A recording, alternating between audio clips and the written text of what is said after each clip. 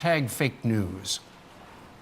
I think Fox News exploits this issue. We have criminals that do horrible things all the time.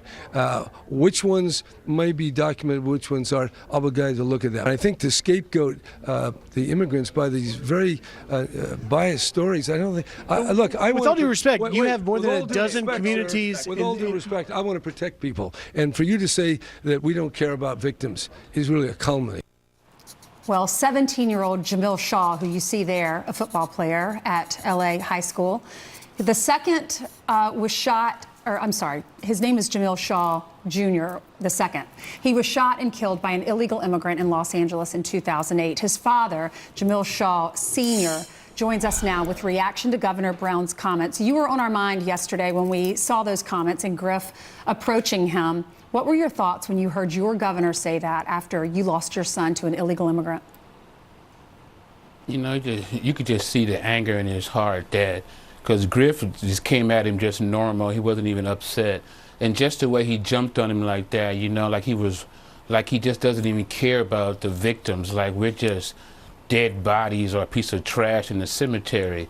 And then he's defending these legal alien gangbangers and criminals and hold them up like they're good people, knowing they, from day one, they broke into the country and then they just pillage the communities. No one does anything. He's turned the LAPD and the LA County sheriffs into nothing. You know, the way he does the National Guard, that's how the LAPD and Sheriff Department is. They just show up, no one does nothing. They drive by, these gangbangers don't even care.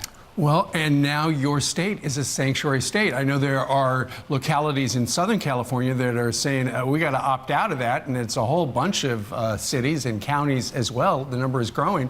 But Jamiel, when the governor said, I want to protect people, you know what? Where was the protection for your son? Yeah, and then, you know, I remember in 2009, we had an event in the Rose Hill Cemetery. It was a memorial for people murdered, homicide victims. And Jerry Brown was there, and I was there, and I spoke, and I stood right in front of him and made sure we got eye contact the whole time. And you could just see he didn't give a damn. You know, when I got through speaking, he spoke. He didn't even talk to me. He acted like he didn't even care.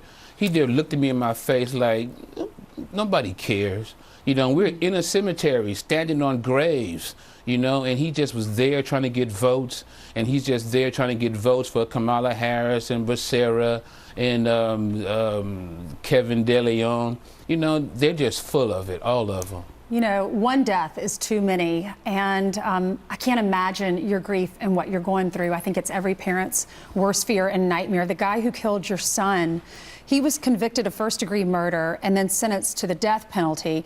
But before, he had several arrests on his rap sheet, including gun charges and an assault on a police officer. If ICE had been called and he had been sent back to his country, would your son be alive today? Of course. I mean, it's 100%. Even before the last gun charge, he already had 3. And then you hear California talking that craziness about banning guns, and they have illegal aliens just roaming the communities with guns, just shooting everybody up. Memorials all over the city. Herb Weston, the city councilman in my district, he does nothing. Maxine Waters, nothing.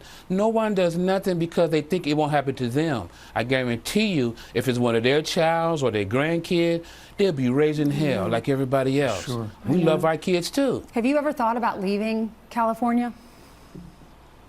Yeah, but I feel like I'm stuck here now. But I had my other son. He's 19. Yeah. He's gone. He went to Texas with his mother in Fort Hood, Texas. Right. He's graduated high school. He's in college. Now he's got a chance to play in the Canadian Football League. I mean, That's just great. leaving here. He's alive. You know, I mean, 19 years old. I feel like I won the lottery because my son made it to 18. Yeah. Well, I tell you what, That's just crazy. Jamiel, you're still living there. Talk directly, look at the camera, and what do you want to say to Jerry Brown about his sanctuary state? Every person who's died is your fault. You, Kevin De Leon, all you left-wing nuts, legal alien lovers who don't care about our family. We go to the cemetery to see our family. We have pictures. We kiss pictures. What do? If your grandchild or your daughter's child or anybody like that you know, what would you do, Jerry Brown? What would you expect the governor to do for you? See, that's how we live every day. We have to have memories. That's all we have is memories or what could have been. And then he's here to protect us. You're not here for illegal aliens. We put you in office, and you're here to protect us. Let's see what he does. All right, Jamiel Shaw, who lost his son to an illegal in this country. Jamiel, thank you very much God for bless joining us you. from Los Angeles. So early. Thank you. God bless you too. Right, it's 3:30 in Los Angeles. He got up. He probably didn't sleep last night because he knew that his message was so powerful because he has lost a child to exactly what we're talking about, and he wanted to be on television. Doesn't want this to happen to another family. Who does? Let us know what you think. Friends at FoxNews.com. Meanwhile, that same type of engine, airplane engine that exploded midair on that Southwest jet, takes off every 2 seconds. And that's not the only disturbing fact we have learned about that kind of motor. Okay, plus President Trump, he did tee off with Japan's prime minister. You lost the bet, Brian. And that means it's time for Brian to pay up $100. We'll explain next.